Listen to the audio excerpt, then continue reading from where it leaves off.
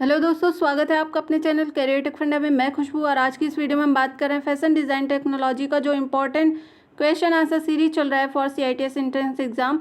उसी के अंतर्गत ये आज की आपकी 17 क्लास है।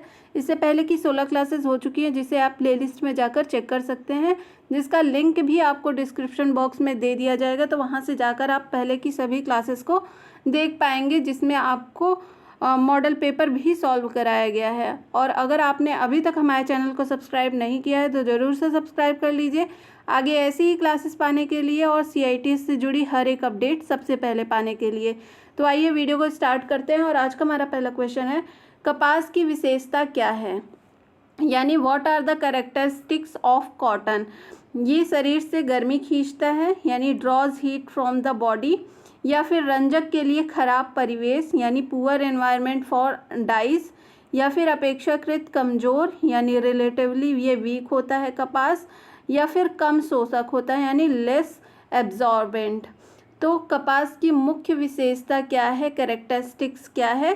शरीर से गर्मी ये खींचता है, यानी जो आपके कॉटन के कपड़े होते हैं वो गर्मी के दिनों में पहनना ज़्यादा प्रेफर किया जाता है। इसका मेन रीज़न क्या है, ये जो है शरीर की गर्मी को एब्जॉर्ब करता है, शरीर की गर्मी को खींच लेता है। तो यहाँ से ऑप्शन नंबर आपका ए सही हो जाएगा, शरीर से गर्मी खींचने का काम करता है।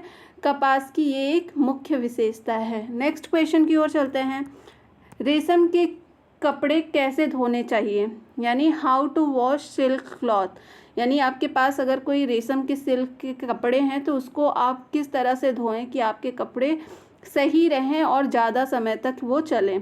तो ऑप्शन से आपके क्लोरीन ब्लीच का उपयोग किया जा सकता है, यानी क्लोरीन ब्लीच भी used for silk cloth. Next option है क्लोरीन ब्लीच से बचें, यानी अवॉइड क्लोरीन ब्लीच। मशीन से धोया जा सकता है, कैन बी मशीन वॉश्ड, या फिर हल्के हाथों से धोया जा सकता है, can be gently hand washed. तो जो रेशमी कपड़े होते हैं उसको हम कैसे धो सकते हैं, हल्के हाथों से इसको घर पर ही धो सकते हैं, कम जो है अपना डिटर्जेंट डाल के। तो ऑप्शन नंबर डी यहाँ पर सही हो जाएगा, can be gently hand washed. Next question की ओर चलते हैं। नेक्स्ट क्वेश्चन है, स्टेंसिल प्रिंटिंग का नुकसान क्या है, यानी what is the disadvantage of stencil printing. तो यहाँ पर पहले आप स्टेंसिल प्रिंटिंग होती क्या है ये आप जान लीजिए। तो इस प्रिंटिंग को क्या है, दीवारों पर महंगे वॉलपेपर के रूप में प्रयोग किया जाता है। आपने देखा होगा घरों की दीवारों में आजकल स्टेंसिल प्रिंटिंग किया जाता है, यानी दीवारों पर अलग अलग डिज़ाइंस बनाए जाते हैं। और ये कैसे होता है, इसके लिए कागज़ या फिर लकड़ी या फिर आप मेटल्स ले लीजिए या फिर प्लास्टिक की पतली शीट को आप डिज़ाइनिंग यानी कलात्मक शेप में काट कर इस स्टेंसिल को तैयार करते हैं, और जिसके ऊपर क्या कर सकते हैं आप किसी कपड़े पर या फिर वॉल पर यानी दीवार पर या फिर फर्नीचर पर आप अलग अलग तरह की पेंटिंग डिज़ाइंस में कर सकते हैं। तो ये होता है स्टेंसिल प्रिंटिंग, ठीक है। अब इसका नुकसान क्या है, ऑप्शन है संचालित करने के लिए ये सरल है, तो ये कोई नुकसान नहीं, ये एक तरह का एडवांटेज है ना। नेक्स्ट ऑप्शन है स्टेंसिल तेज़ी से काटा जा सकता है, यानी stencil can be cut faster. किसी भी तरह के रंग का इस्तेमाल किया जा सकता है, यानी not any kind of colour can be used, या फिर बड़े पैमाने पर उत्पादन के लिए उपयुक्त नहीं है, यानी not suitable for mass production. तो स्टेंसिल प्रिंटिंग का नुकसान क्या है, ये बड़े पैमाने पर उत्पादन के लिए उपयुक्त नहीं होता है। ऑप्शन नंबर डी यहाँ पर सही हो जाएगा, ये स्टेंसिल प्रिंटिंग का एक डिसएडवांटेज है, not suitable for mass production. Option number D यहाँ पर सही हो जाएगा। नेक्स्ट क्वेश्चन की ओर चलते हैं। नेक्स्ट क्वेश्चन है, कौन सा उपकरण कोरल ड्रॉ में पाई या चाप आकृति बनाता है, यानी विच टूल मेक्स पाई और arc shape in Corel draw. ये फ्लूइड नहीं है, ठीक है। तो विच टूल मेक्स पाई और arc shape in Corel Draw. तो ऑप्शन से आपके मूल आकार, दीर्घवृत्त उपकरण यानी इलिप्स इंस्ट्रूमेंट, या फिर ग्राफ पेपर टूल, या फिर स्टार टूल। तो कोरल ड्रॉ क्या है, जैसा कि आपको पता है कोरल ड्रॉ एक वेक्टर ग्राफिक्स एडिटर सॉफ्टवेयर है जिसकी मदद से हम क्या करते हैं, इस सॉफ्टवेयर की मदद से आप कोई भी ड्रेस की डिज़ाइन आप बना रहे हैं इस सॉफ्टवेयर पर बना सकते हो, उसमें कलर फिलिंग कर सकते हैं और अलग अलग तरह के डिज़ाइन के कपड़े आप यहाँ पर इस सॉफ्टवेयर के थ्रू डिज़ाइन कर सकते हैं।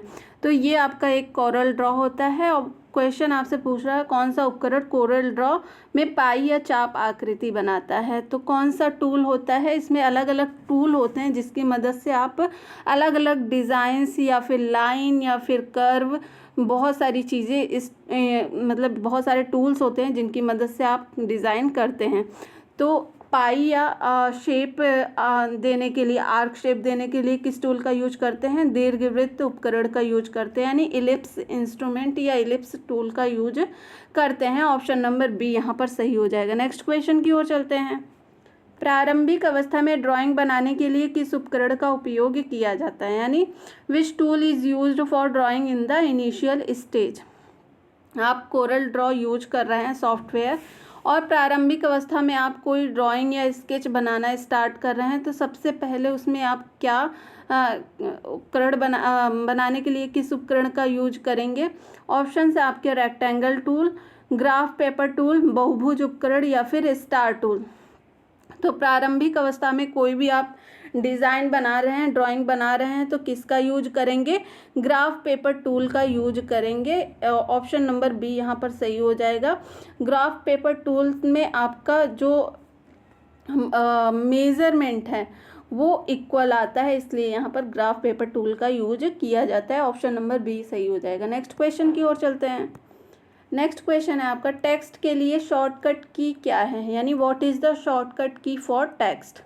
अब जैसा कि आपको पता है कोरल ड्रॉ एक सॉफ्टवेयर है, तो सॉफ्टवेयर आपका किस में चलेगा, सिस्टम में चलेगा, सिस्टम में या फिर लैपटॉप में, ठीक है, या फिर आपकी पीसी में यानी पर्सनल कंप्यूटर में, कंप्यूटर में ही चलेगा कोई भी सॉफ्टवेयर। तो कंप्यूटर में चलेगा, तो कंप्यूटर में आपको पता होगा कीबोर्ड होता है ना। तो कीबोर्ड में आपके बहुत सारे कीज़ होते हैं जिनका अलग अलग फंक्शन होता है। तो आपने ध्यान से देखा होगा ऊपर वाली जो लाइन होती है कीबोर्ड की, F1 F2, ठीक है, F3, ऐसे करते करते F12 तक ऐसे लिखा रहता है, ठीक है। तो ये F1 से F12 तक ये की क्या कहलाती है, ये की आपकी कहलाती है फंक्शनल की, ठीक है, फंक्शनल की कहलाती है। और इस की का जो है, इसको फंक्शनल की क्यों कह रहे हैं, क्योंकि अलग अलग की का अलग अलग फंक्शन होता है जिसके लिए इसका शॉर्टकट की का यूज किया जाता है। ये शॉर्टकट की फंक्शनल की है, ठीक है, तो इसका अलग अलग इस्तेमाल किया जाता है। अब यहाँ पर टेक्स्ट के लिए कौन से शॉर्टकट की का यूज करते हैं, ये क्वेश्चन में पूछ रहा है, यानी what is the shortcut key for text. तो F8 का यूज टेक्स्ट के लिए करते हैं, कोई भी चीज़ लिखने के लिए करते हैं। ऑप्शन नंबर डी यहाँ पर सही हो जाएगा। नेक्स्ट क्वेश्चन की ओर चलते हैं।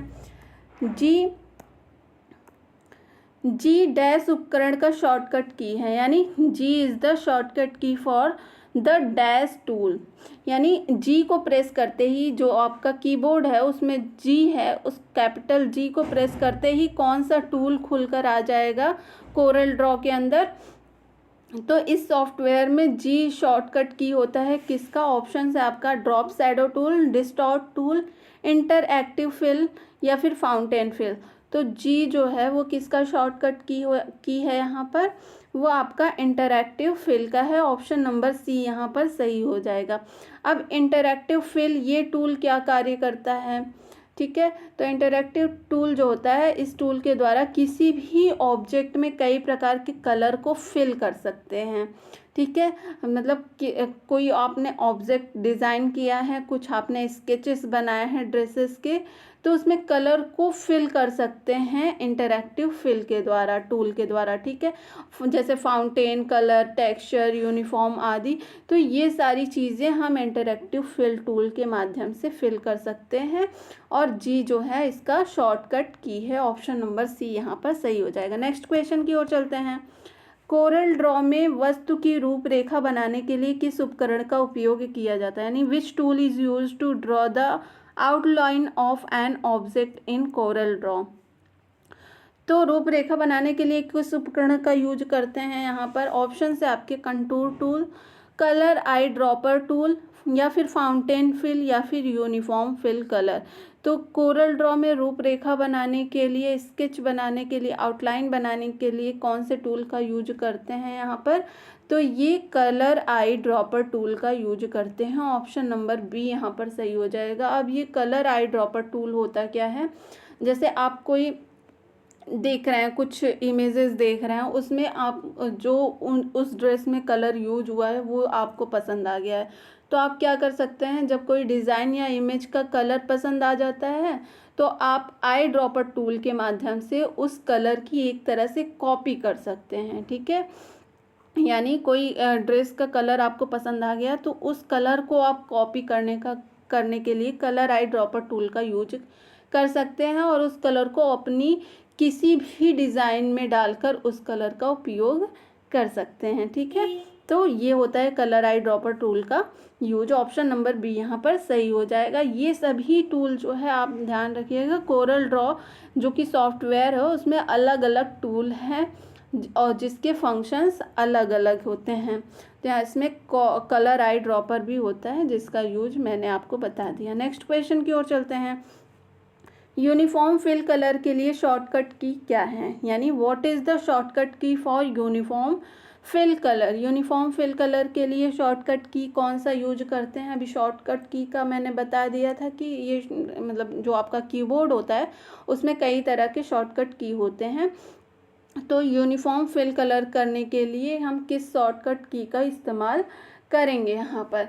तो शिफ्ट प्लस F12, यानी शिफ्ट एक की पे आपका शिफ्ट लिखा रहता है, शिफ्ट के साथ F12 वाली की आप प्रेस करेंगे तो इसमें यूनिफॉर्म कलर फिल कलर हो जाएगा, कोई भी ऑब्जेक्ट है। तो ऑप्शन नंबर डी यहाँ पर सही हो जाएगा। नेक्स्ट क्वेश्चन की ओर चलते हैं। कौन सा उपकरण कोरल ड्रॉ में स्वेच बनाता है? यानी which tool create swatches in Corel draw? अब स्वेचेस क्या होता है? तो जैसे आप सामने कोई कपड़ा है, स्वेचेस का मतलब पहले समझिए। ठीक है, स्वेच का मतलब क्या होता है?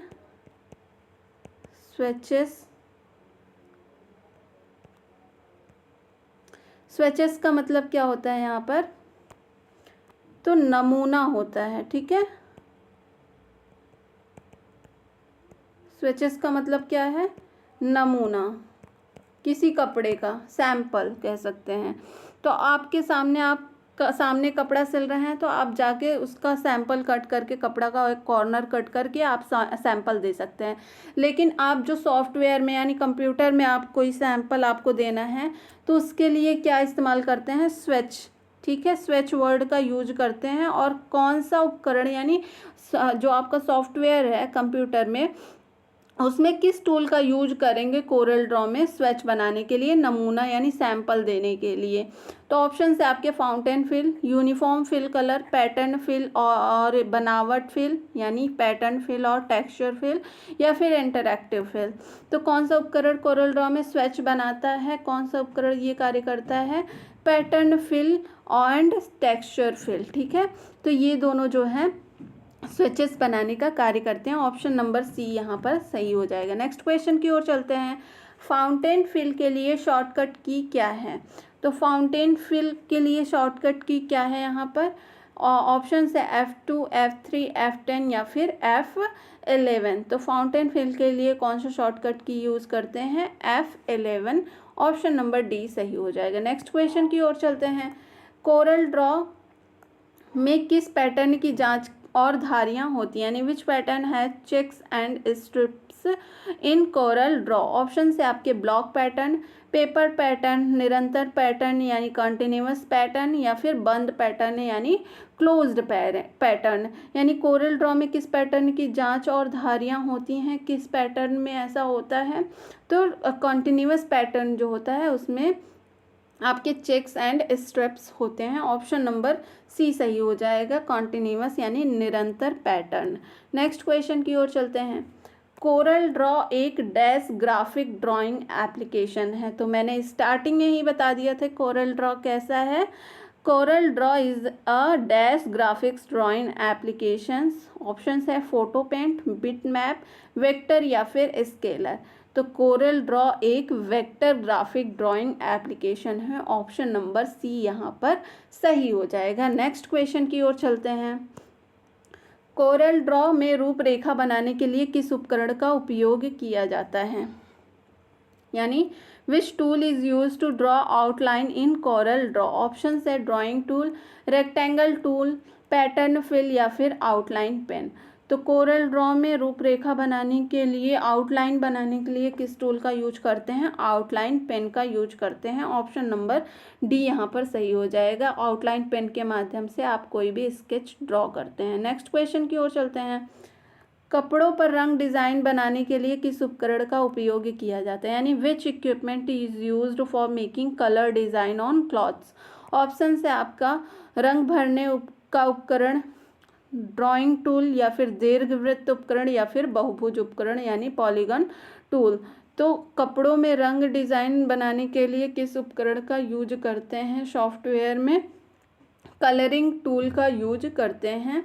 ठीक है, कलरिंग टूल के माध्यम से आप कोई स्केच है, कुछ डिज़ाइन आपने किया है तो उसमें कलर फिल कर सकते हैं। ऑप्शन नंबर ए यहाँ पर सही हो जाएगा। नेक्स्ट क्वेश्चन की ओर चलते हैं। कोरल ड्रॉ में कपड़े का डिज़ाइन बनाने के लिए किस उपकरण का उपयोग किया जाता है, यानी which tool is use to design clothes in Corel Draw. कपड़ों की डिज़ाइन बनाने के लिए किस उपकरण का यूज करते हैं। ऑप्शन है आपके फ्री हैंड टूल, रंग भरने का उपकरण यानी कलरिंग टूल, फाउंटेन फिल या फिर टेक्सचर फिल यानी बनावट फिल।